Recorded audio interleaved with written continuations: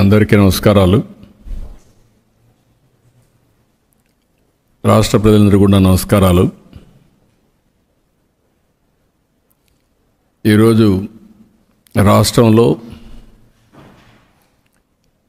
నకిలీ మద్యానికి చెక్ పెట్టేందుకు ఏపీ ఎక్సైజ్ సురక్ష అనే ఒక యాప్ తీసుకొచ్చాం.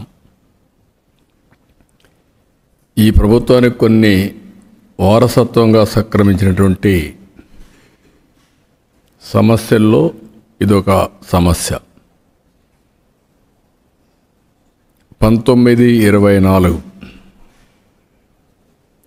నకిలీ మద్యం లీగలైజ్ చేసి ఏరులై పారిచ్చారు. దాంతో ఆగకుండా గంజాయి కూడా కల్టివేట్ చేసి రాష్ట్రం మొత్తం గంజాయి మయం చేసే పరిస్థితి వచ్చారు. ఒక వాణిజ్య పంటగా తయారు చేశారు, ఒక పంటగా తయారు చేశారు. ఇంకొక పక్కన డ్రగ్స్ కూడా విచ్చలవిడిగా వచ్చే పరిస్థితికి వచ్చాయి. ఒక్కరోజు సమీక్ష చేయలేదు, ఎలాంటి చర్యలు తీసుకోలేదు. అదే సమయంలో ఈ ప్రభుత్వం వచ్చిన తర్వాత ప్రక్షాళన మొదలుపెట్టాం. ఆల్ రౌండ్ ప్రక్షాళన. ఒక పక్క నకిలీ మద్యం లాజికల్గా తీసుకుపోవడం కోసం సిట్ వేసాం. సిట్ అది దానిపైన అది చేస్తూ ఉంది. ఇంకొక పక్కన ఎక్కడికక్కడ ఈగలనే వ్యవస్థ పెట్టి మొత్తం ఏజెన్సీ ఏరియాలో ఎక్కడైతే గంజాయి విపరీతంగా పండించే పరిస్థితి ఉన్నారో అక్కడే కాకుండా ప్లెయిన్ ఏరియాలో కూడా వచ్చిన మొదట్లో ఇళ్లల్లో కూడా గంజాయి పెంచే పరిస్థితికి వచ్చారు. అంటే ఇది ఒక వాణిజ్యపరంగా లాభసాటి పంటగా తయారు చేసేశారు. అదే మరి వేరే రాష్ట్రాల నుంచి వచ్చే డ్రగ్స్ను కూడా టోటల్గా కంట్రోల్ చేశాం. నేను ఆ రోజు కూడా ఎన్నికల కంటే ముందు చెప్పాను, నకిలీ మద్యం ఇవన్నీ మెర్సిలెస్గా డీల్ చేయగలుగుతాం, కానీ వ్యవస్థను ప్రక్షాళన చేయగలుగుతాం. ఆ రోజు మీరు ఒక్కసారి చూస్తే అన్నీ కూడా వీళ్ళ ఓన్ బ్రాండ్స్ ఉన్నాయి తప్ప national international brands Andhra Pradesh live. వీళ్ళ ఓన్ బ్రాండ్స్, ఆ ఓన్ బ్రాండ్స్నే ఇక్కడ ప్రమోట్ చేసి ఏ బ్రాండ్ కావాలనో ఆ బ్రాండ్ అమ్మే పరిస్థితి వచ్చి దాన్ని లీగలైజ్ చేశారు. వ్యవస్థని షాపులు లీగలైజ్ చేశారు. ఇంకొక పక్కన ట్రాన్స్పోర్ట్ వీళ్ళ ఓన్ మనుషులు పెట్టుకొని వీళ్ళ ఓన్ మనుషులతో అమ్మించే పరిస్థితికి వచ్చారు. ఇంకొక పక్క దీనికి ఒక జవాబుదారీతనం లేకుండా అన్ని డిస్టిలరీస్ని హ్యాండ్ ఓవర్ చేసుకున్నారు. బలవంతంగా హ్యాండ్ ఓవర్ చేసుకునే పరిస్థితికి వచ్చారు. అంటే ఒక ఇల్లీగల్ నేర సామ్రాజ్యాన్ని క్రియేట్ చేసి అమ్మే పరిస్థితికి వచ్చారు. అది ఇవన్నీ చేసిన తర్వాత మేము వచ్చిన తర్వాత సిట్ వేసాం. సిట్ దాని పని అది చేస్తూ ఉంది. అయితే ఇక్కడికి వచ్చినప్పుడు అంత పెద్ద స్కామ్ జరిగిన తర్వాత రాష్ట్రంలో ఒక భయం ఉండాల్సిన అవసరం ఉంది. భయం లేకుండా బరిదిగిచ్చారంటే there is some conspiracy again. అంటే ఎవరైనా సరే నేను ఒక్కసారి చెప్పానంటే కంట్రోల్లో ఉంటే వాళ్ళు సర్వైవ్ అవుతారు. కంట్రోల్ తప్పి ఇష్టానుసారంగా మేము చేస్తాం, మీ వల్ల అయింది మీరు చేయండి అంటే మాత్రం నేను ఆ రోజు కూడా చెప్పా, ఒకసారి కొరడా తీసుకుంటే మాత్రం విశిక్షణ ఉండదు.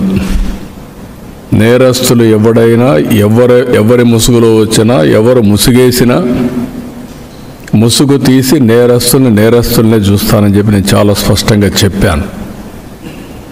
అందుకే ఒక పక్క ప్రక్షాళన, ఒక పక్క ఇలాంటి నేరాలు చేసే వాళ్ళని వన్స్ ఫర్ ఆల్ ఈ రాష్ట్రంలో ఒక ఫ్యాన్సీ తయారైంది.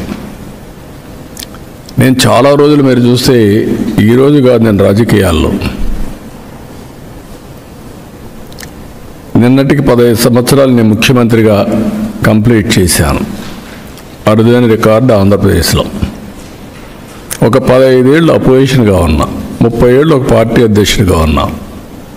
మా పార్టీనే అధికారంలో మీరు చూస్తే ఒక 22-23 సంవత్సరాలు ఉంది. ఇప్పటికి 22 ఏళ్ళ పైన ఉంది. ఇవన్నీ తెలిసి ఎప్పుడూ చూడనటువంటి విపరీతమైన ధోరణి, విపరీతమైనటువంటి నేర చరిత్ర కలిగిన నాయకులు నేరాలు చేసి ఘోరాలు చేసి ఎదుటి వాళ్ళపైన గుడ్డగా కాల్చి ముఖానేసినట్టు ఎదుటి వాళ్ళపైన వేసి తప్పించుకోవాలని ప్రయత్నం చేస్తున్నారు.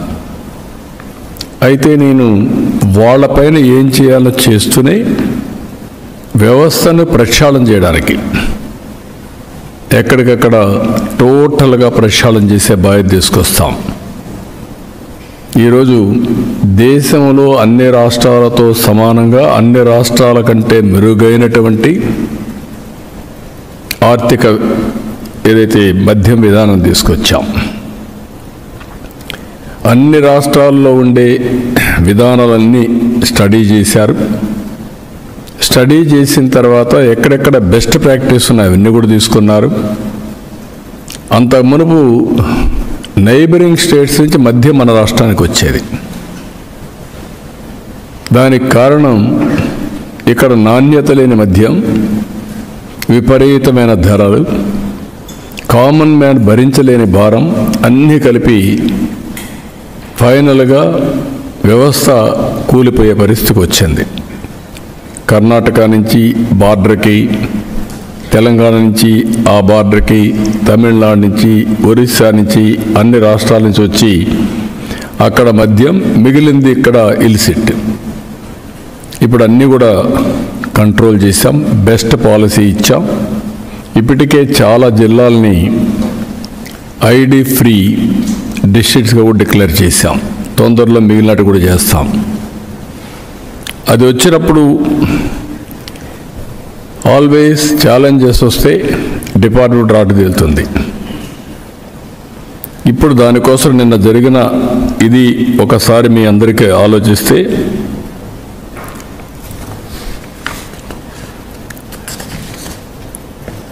నకిలీ మద్యం మొలకల చెరువు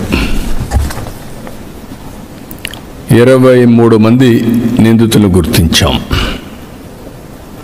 16 మందిని అరెస్ట్ చేశాం.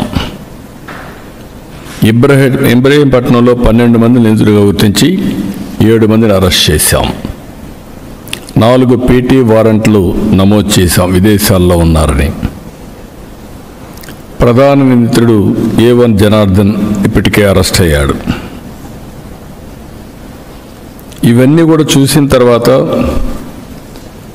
ఈరోజు ఇన్వెస్టిగేషన్ చేస్తూ ఉంటే నాకు వచ్చినట్టు నేను ఇప్పటికప్పుడు బ్రీఫింగ్ తీసుకుంటున్నాను.